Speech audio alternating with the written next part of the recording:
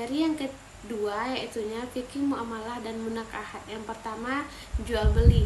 Secara bahasa, jual beli berasal dari kata al-bai yang berarti menukar sesuatu dengan sesuatu yang lain. Secara istilah, jual beli adalah akad tukar menukar antara penjual dengan pembeli berupa barang atau manfaat dengan alat tukar tertentu yang dilakukan atas dasar suka sama suka, sesuai dengan ketentuan syariat Islam. Nah, akad-akad muamalah yang umum antara lain, yang pertama bai, yaitu akad jual beli antara penjual dengan pembeli. Yang kedua ijarah, yaitu akad sewa menyewa atau upah mengupah. Yang ketiga qard, yaitu akad pinjam meminjam tanpa adanya imbalan. Yang keempat yaitunya syirkah, yaitu akad kerjasama usaha antara dua pihak atau lebih. Yang kelima mudorabah, yaitunya akad kerjasama antara pemilik modal dengan pengelola usaha. Nah, yang keenam musyarakah, yaitunya kerjasama usaha dengan pernyataan modal dari semua pihak. Yang ketujuh wadiah, yaitunya akad titipan untuk menjaga barang. Yang kedelapan yaitunya yaitunya akad gadai sebagai jaminan hutang. Yang ke-10 kafalah, yaitunya akad penjaminan. Selanjutnya yang kedua yaitunya ijarah dan gadai. Ijarah berarti akad pemindahan hak manfaat atas barang atau jasa dalam waktu tertentu dengan imbalan upah atau ujrah. Nah, dalam ijarah ini yang berpindah hanya manfaatnya, bukan kepemilikan barang. Yang kedua, rukun ijarah meliputi pihak yang berakad, objek ijarah, upah, dan ijab kabul. Selanjutnya syarat ijarah yaitunya manfaat barang jelas, barang atau jasa halal, waktu pemanfaatan ditentukan, dan upah disepakati. Contoh ijarah yaitunya menyewa rumah, menyewa kendaraan, dan upah jasa pekerjaan. Yang kedua yaitunya gadai.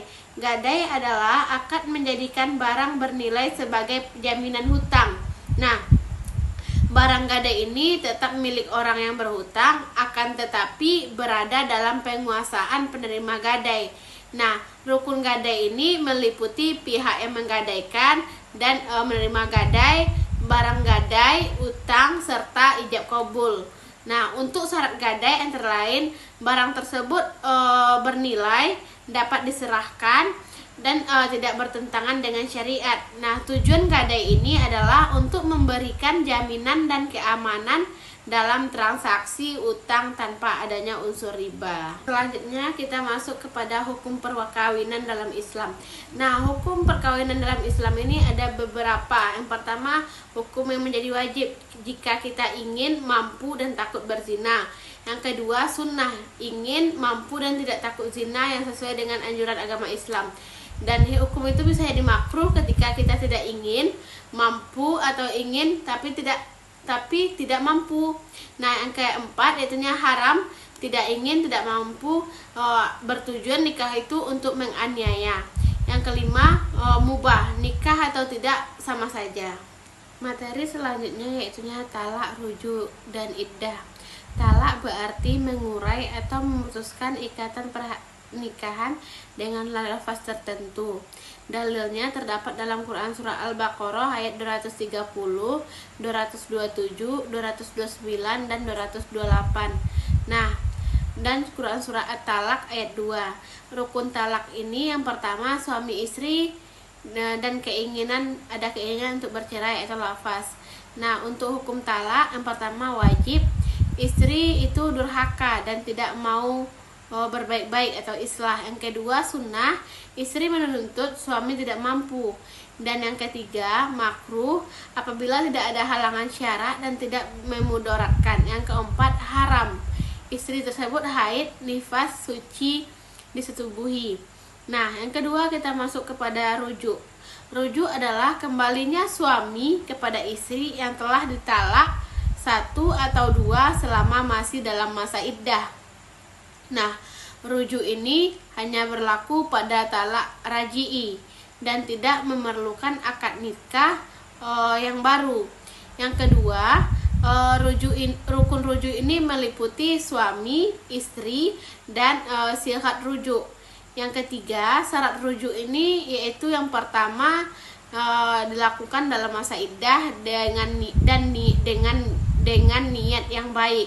Nah, tujuan rujuk yaitunya untuk memperbaiki hubungan rumah tangga dan menjaga keutuhan keluarga.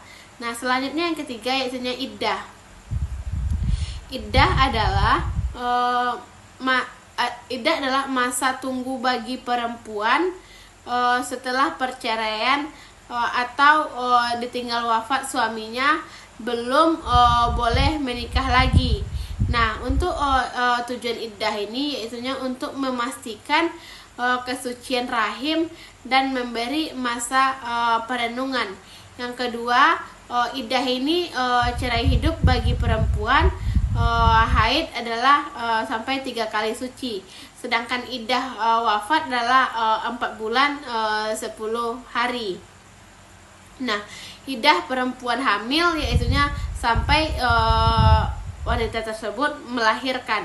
Nah, selama masa iddah ini perempuan wajib menjalankan ketentuannya sesuai dengan syariat Islam. Selanjutnya hukum waris atau mawaris. Nah, mawaris, yang pertama pengertian mawaris. Mawaris adalah ilmu yang membahas pembagian harta peninggalan seseorang yang telah meninggal dunia kepada ahli warisnya sesuai dengan ketentuan syariat Islam. Nah, mawaris ini juga disebut sebagai ilmu faraid, yang mana dasar hukum mawaris ini Al-Quran, terutama dalilnya Quran surah An-Nisa ayat 7, 11, 12, dan 176. Yang kedua, hadis Nabi Muhammad SAW. Yang ketiga, ijma' para ulama. Nah, sebab-sebab mawaris. Yang pertama, berdasarkan nasab, yaitunya hubungan darah atau garis keturunan. Yang kedua, sebab perkawinan, yaitunya hubungan suami dan istri yang sah. Yang ketiga, wala, yaitunya hubungan karena memerdekakan budak, yaitunya dalam konteks fikih. Selanjutnya ada namanya penghalang waris. Nah, ada beberapa penghalang waris. Yang pertama yaitunya perbedaan agama antara pewaris dengan ahli waris. Yang kedua, pembunuhan. Jika ahli waris membunuh pewaris, maka penghalang menjadi waris. Selanjutnya yang ketiga, perbudakan. Selanjutnya kita bahas tentang rukun waris. Nah, rukun waris yang pertama yaitunya pewaris, yaitunya orang yang meninggal dunia. Yang kedua, ahli waris, orang yang berhak menerima warisan. Yang ketiga, harta warisan, yaitunya harta yang ditinggalkan oleh pewaris. Nah, di sini ada beberapa pembahasan tentang syarat waris. Yang pertama, pewaris itu benar-benar telah meninggal dunia. Nah, pastikan pewaris tersebut telah meninggal dunia.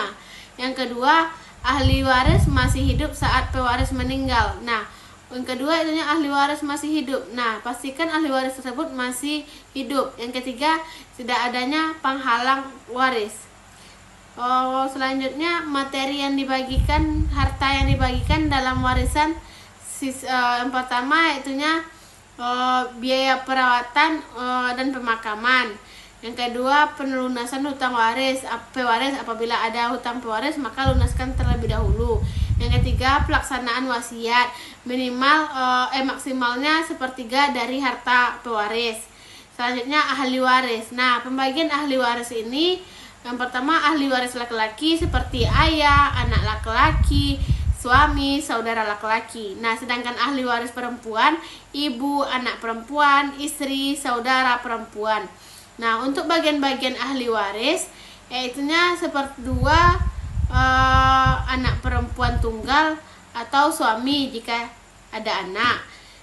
Pembagiannya 1/4 suami jika ada anak, atau istri jika tidak ada anak, atau istri jika tidak ada anak. Yang ketiga, 1/8 bagian istri jika pewaris memiliki anak.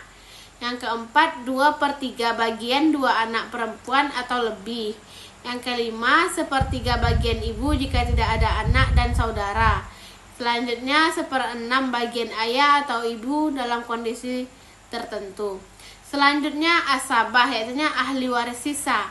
Nah, yang mana asabah ini adalah ahli waris yang menerima sisa harta setelah dibagikan kepada ahli waris dengan bagian tertentu. Contoh, anak laki-laki atau ayah dalam kondisi tertentu. Nah, dapat itu. Di sini ada membahas tentang hikmah mawaris. Hikmah mawaris yaitu yang pertama, menjamin keadilan dalam pembagian harta. Yang kedua, menghindari perselisihan keluarga.